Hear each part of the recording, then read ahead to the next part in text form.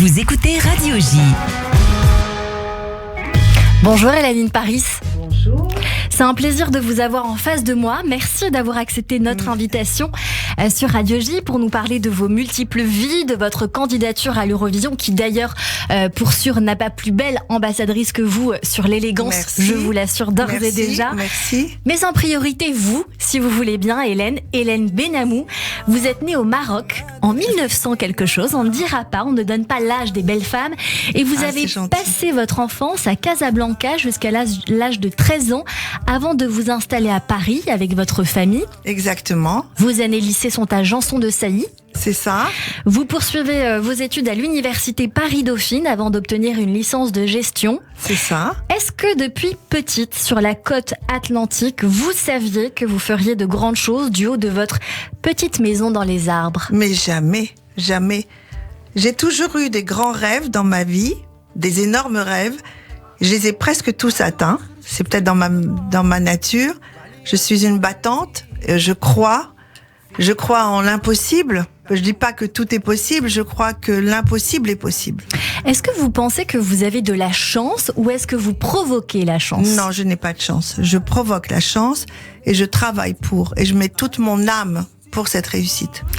Alors parlons-en, on va continuer à parler de votre aventure, de votre vie, parce que c'est intéressant. Dans les années 80, lors de vos vacances aux États-Unis, vous rencontrez le grand amour et vous décidez de vous installer à Los Angeles avant d'habiter Beverly Hills. Vous devenez maman de 2 enfants, Adriana et Benjamin, et vous vous lancez dans la mode en créant votre propre marque Pistachios ou Pistachio. Vous présentez vos modèles au salon du prêt-à-porter de New York. Le succès est immédiat. Imminent. À quoi ressemble cette collection ? Parce que quand on vous regarde, votre style... C'était juste du prêt-à-porter, sympathique, mignon, pas très cher.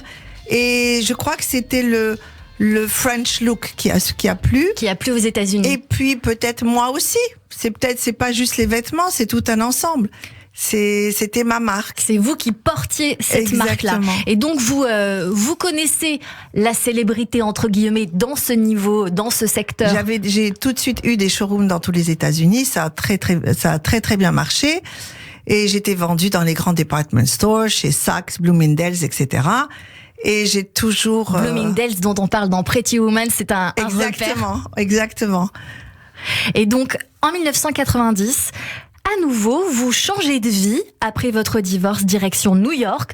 Vous repartez à zéro, vous dénichez une boutique de 300 mètres carrés. Démarrer à zéro. Et c'est ça qui est intéressant. J'adore démarrer à zéro. J'adore recommencer une nouvelle vie. C'est comme ça que j'ai l'impression d'avoir 7, 8, 9 vies. Je redémarre à chaque fois à zéro.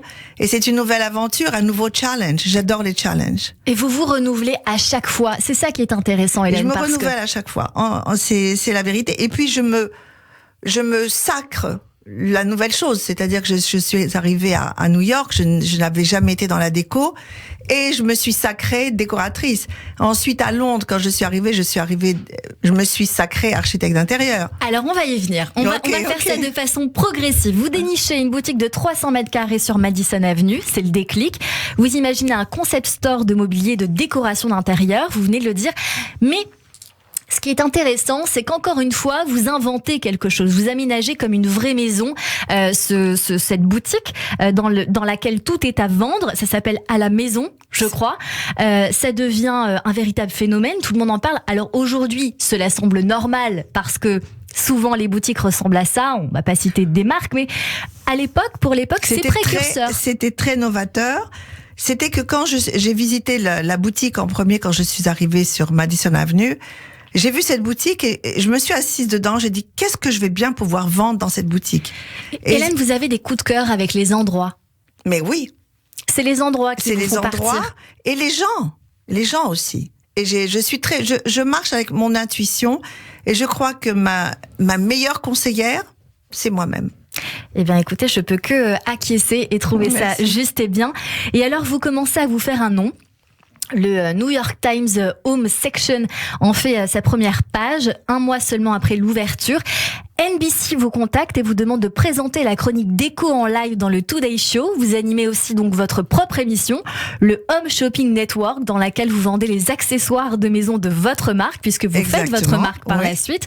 Est-ce que vous vous dites à ce moment-là que vous êtes bénie, Hélène Benamou? Non, je ne suis pas bénie. Si, évidemment, je suis bénie. Je suis très spirituelle. Vous provoquez votre chance, mais je la provoque. Un petit quelque chose. Oui, mais je fais tout pour être bénie, parce que je fais tout pour que le bon Dieu me remarque et qu'il me prenne comme son ami. Après les événements du 11 septembre 2001, vous montez de grade encore, puisque vous voulez toujours plus, Hélène. Vous vous installez à Londres et vous créez votre agence d'architecture d'intérieur, HB Interiors. C'est un succès mondial. À quoi le devez-vous encore ? Au travail, à la persévérance, à la passion. Et surtout être dans le vrai, surtout être vrai. Quand on est vrai, on peut rien louper. Et alors, vous êtes accompagné de grandes marques de luxe qui vous font confiance grâce aussi à votre réseau. Les maisons Dior, Gucci vous choisissent pour organiser de grands événements. Oui, c'est ça. Donc ça vous donne l'opportunité de vous faire connaître. Puis, en 2019, comme on dit, la douda, encore une fois, vous visitez un appartement rue de Rivoli. Et vous en tombez folle amoureuse. Votre vie prend un autre tournant et vous imaginez le concept d'appartement-galerie chez vous en collaboration avec les galeries Perrotin, je crois. Pour commencer. Kamel Mennour Et Carpenter Workshop Gallery. Et c'est là que vous renouez avec Paris, quitté 35 ans auparavant. Mais le premier confinement arrive et seul dans votre appartement, vous découvrez une nouvelle passion et devenez Hélène in Paris. Racontez-nous tout. Alors, quand je suis arrivée à Paris, donc j'avais commencé ma nouvelle aventure dans les événements et dans l'art, dans mon appartement. Et puis le destin en a voulu différemment. Donc moi, j'adore les signes du destin.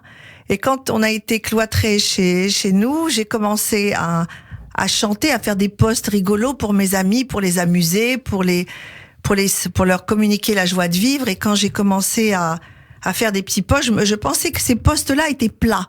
Je me suis dit, et si je chantais un peu par-dessus? J'avais jamais chanté de ma vie. Et puis quand j'ai fait ça, les gens ont commencé à dire, mais on aime, mais ça nous plaît.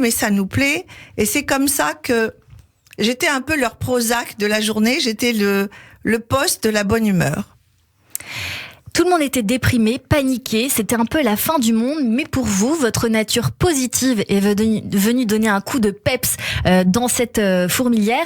Et de post en story Instagram, votre passion, vous l'avez dit, grandit et donne naissance à 2 singles, Just Be You et My Big Love Affair, devenu Paris mon amour depuis.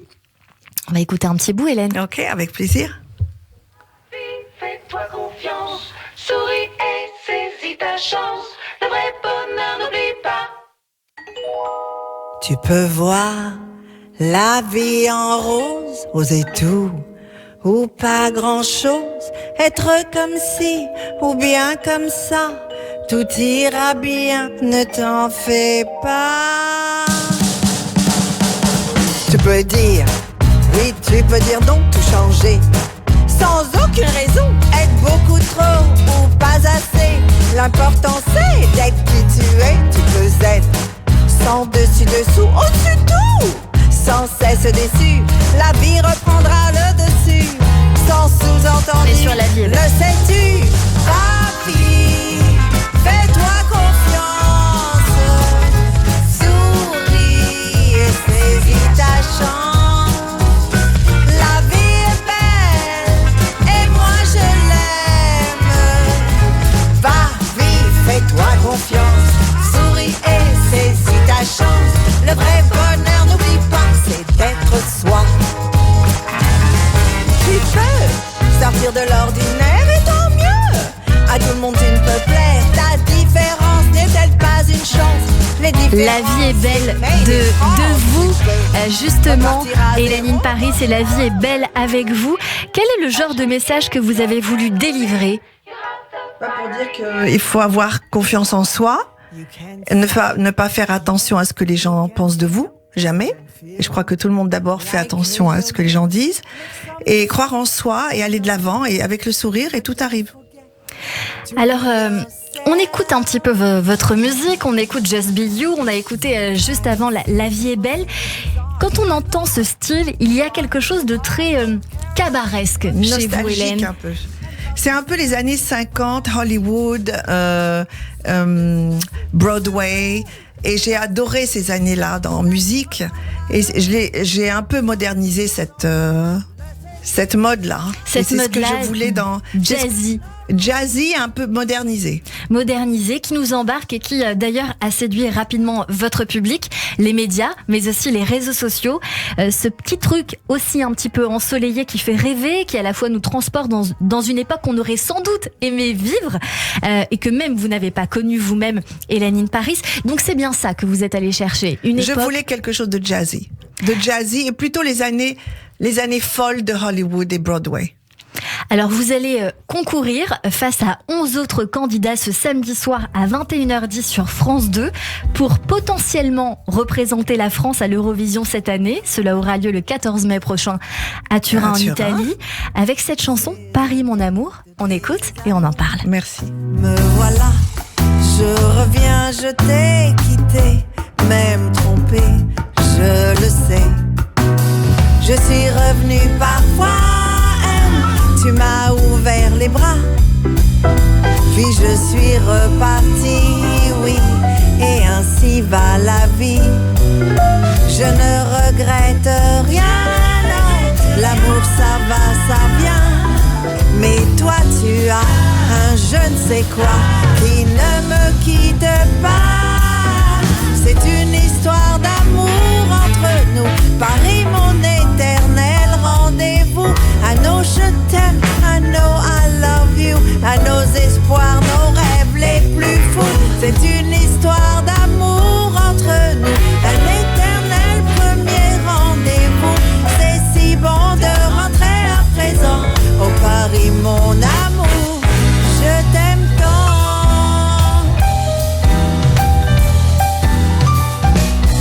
Mets ta main dans la mienne pour danser à Saint-Germain-des-Prés. Tes French kiss que tu glisses en secret comme un baiser volé. Flâner dans les jardins ou sur un banc public. Je connais tes contours, so chic, so romantique. Tous mes éclats de rire, je les veux avec toi. You and me, mon Paris chéri, c'est l'amour pour la vie. C'est une histoire d'amour entre nous, Paris mon éternel rendez-vous. I know je t'aime, I know I love you, à nos espoirs, nos rêves les plus fous. C'est une histoire d'amour entre nous, un éternel premier rendez-vous. C'est si bon de rentrer à présent au Paris mon amour, my beautiful Paris. Oh Paris mon amour, I love you. Hélène in Paris avec Paris mon amour qui concourt à l'Eurovision ce samedi soir sur France 2 à 21h10 avec cette chanson jazzy. De quoi parle cette chanson, Hélène ? Ça parle de ma reconquête avec Paris. C'est ma déclaration d'amour à Paris. J'avais quitté Paris il y a 35 ans et quand je suis revenue ici, je parle à Paris comme un mec, quoi. C'est une histoire d'amour, de désamour et de re-amour. Et de re-amour. J'ai dit que je suis partie, je l'ai même trompé avec plusieurs villes et je suis revenue et puis là, le couple s'est reformé. Hélène in Paris. Alors, cette chanson, elle a une petite histoire aussi parce qu'au départ, elle ne s'appelait pas Paris, mon amour. Elle s'appelait My Big Love Affair. Et puis, vous l'avez un petit peu transformée, je crois. Oui, parce que quand je l'ai présentée au comité de l'Eurovision, ils ont adoré la chanson, mais ils m'ont dit qu'il y avait un peu trop d'anglais et que la chanson était trop longue et qu'il fallait la couper à 3 minutes et qu'ils voulaient un climax à la fin. Des notes hautes à la fin. Que je sais faire maintenant. Et donc, voilà, on a retravaillé la chanson, on a réécrit la chanson tout en français, on n'a pas traduit. Et on l'a appelée Paris mon amour. Alors, plusieurs questions, Hélène. Est-ce que vous prenez des cours de chant ? Parce que vous dites que vous l'avez travaillé, ça m'intéresse. Alors, quand j'ai commencé à chantonner sur Instagram pendant le confinement, je n'avais jamais chanté de ma vie. Et je me suis dit, tiens, voilà, moi, Hélène, je crois dans les opportunités, les petits signes de la vie. Et je me suis dit, tiens, c'est une porte qui s'ouvre à moi, je rentre, on va faire quelque chose et on verra. Donc, j'ai contacté des profs de chant et j'ai pris des cours de chant en visio pendant le confinement. Incroyable. Et c'est comme ça que ça a commencé. Quelqu'un m'a proposé, pourquoi tu ferais pas une chanson? J'ai dit oui, mais moi je pensais faire une chanson pour tous mes amis d'Instagram. C'est vous qui avez écrit les... J'ai coécrit. Mais je ne pensais jamais arriver à ce stade-là. Donc, si vous voulez, tout s'est passé graduellement, naturellement. Alors dans cette graduation, vous commencez à vous faire connaître sur les réseaux sociaux, ça fait boule de neige, c'est au départ une animation et puis très vite, des gens importants viennent vous voir, comme une équipe de production de The Voice. Absolument. Et c'était le Mathieu Grelier que j'ai connu, Bruno Berberès, qui m'a présenté à Pierre-Yves Duchesne, que je salue, un prof de chant. qui est au Canada maintenant avec Lara Fabian en ce moment, et qui est mon coach vocal, qui est mon maestro, et qui ne m'a pas lâché pendant 1h30 presque tous les jours. Tous les jours. Et ce sont pas juste du chant, ce sont des vocalises. Donc c'est beaucoup de travail, et c'est comme si vous faisiez un sport tous les jours, et quand je finis mes cours de sport, mes cours de musique, Vous voyez, je suis en nage. Voilà. vous êtes en âge. Alors vous êtes en compétition avec d'autres candidats, dont Pauline Shine d'ailleurs, que nous avons reçue en coup de cœur dans cette émission il y a quelques mois. La sélection se passera où ce samedi soir? À Paris, dans un studio à Saint-Denis, et ça va être retransmis en direct à 21h10 sur France 2. Et comment cette présélection s'est faite? Parce que vous êtes 12 candidats. Alors ça a commencé, je crois qu'on était des milliers cette année. Il y en avait beaucoup. Et après cette sélection, on est passé à 900. Et après les 900, mais tout ça, ça prend du temps et beaucoup de préparation. C'est plusieurs mois, semaines. Plusieurs mois. Mais en même temps, à chaque fois, on nous demande de leur fournir plus de vidéos, plus d'informations et plus de travail. Et après ces 900-là, 30 ont été sélectionnés. Et après les 30, on a eu une audition dans un théâtre. Et après, donc, je suis parmi les 12. Comment vous vous préparez à l'Eurovision, Hélène? Beaucoup de travail, beaucoup de séances en studio, beaucoup de gestuels. Vous avez imaginé une scénographie. Voilà, et beaucoup d'essayages de robes aussi, parce que c'est comme ça. Ça fait partie du personnage. Donc, beaucoup d'essayages, beaucoup de toilettes, beaucoup de tenues, beaucoup de tout, quoi. Quand on a un caractère de battante et de working girl comme vous, Hélène in Paris, et on voit que tout ce que vous touchez se transforme en or, est-ce que vous vous dites que l'important c'est de participer ou vous rêvez de gagner? Non, oui, l'important c'est de participer, mais l'important c'est d'atteindre un objectif. Alors, quel est mon objectif? C'est de participer, oui, mais mon objectif principal c'est de gagner. Vous avez dit, je suis toujours allée au bout de mes rêves, toujours, mais cette fois, ce n'est pas que dans vos mains. Alors, pourquoi vous pensez être la meilleure candidate? Je pense parce que je suis un peu l'ovni. C'est vrai. De la sélection. Et tous les autres candidats sont adorables, très mignons, ils ont avec beaucoup de talent, je les aime beaucoup, on s'apprécie beaucoup. Mais je suis d'abord la cadette. C'est Hélène et ses poussins. Et puis voilà, je suis une ovni, je suis une femme atypique qui sort de l'ordinaire, et ça, c'est quelque chose qui peut plaire. Vous avez dit aussi, je cite, « Je mets toute mon énergie et ma passion à la préparation de l'Eurovision ». Parce qu'au départ, il faut dire aussi que vous étiez fan de cette émission. J'ai toujours adoré cette émission, et je la regardais comme toute petite fille regarde cette émission, avec beaucoup d'admiration. Et puis tout le temps, on voulait tout le temps que la France gagne. Vous, qu'est-ce que vous aimez finalement dans cette émission, Hélène? C'est un peu pour moi les Jeux Olympiques de la chanson. Voilà. Donc là, on aura l'année prochaine dans 2 ans, en 2024, les Jeux Olympiques. Pourquoi pas en 2023 l'Eurovision à Paris. Hélène, cette petite question d'actualité, la Russie en guerre contre l'Ukraine a été exclue du concours musical européen, ce concours musical, l'Eurovision. Est-ce que vous trouvez que c'est juste pour son représentant?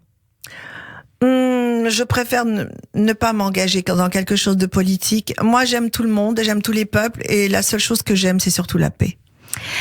Vous, Hélène, après votre ascension dans divers secteurs, après la mode, la décoration, l'architecture, aujourd'hui, vous vous préparez à l'Eurovision, un album pour bientôt. Quoi qu'il en soit, vous avez déjà gagné, Hélène, mais Merci. Cet album, il parlera de quoi? Alors cet album, ça parlera toujours de la joie de vivre, de la gaieté. Je vais changer un peu de registre. Ça restera pas vraiment jazzy. Oui, vous voulez montrer que vous pouvez que faire je aussi peux chanter autre chose et vous allez être tous très étonnés. Ah, ça c'est un beau teasing. On aime beaucoup. Surprise.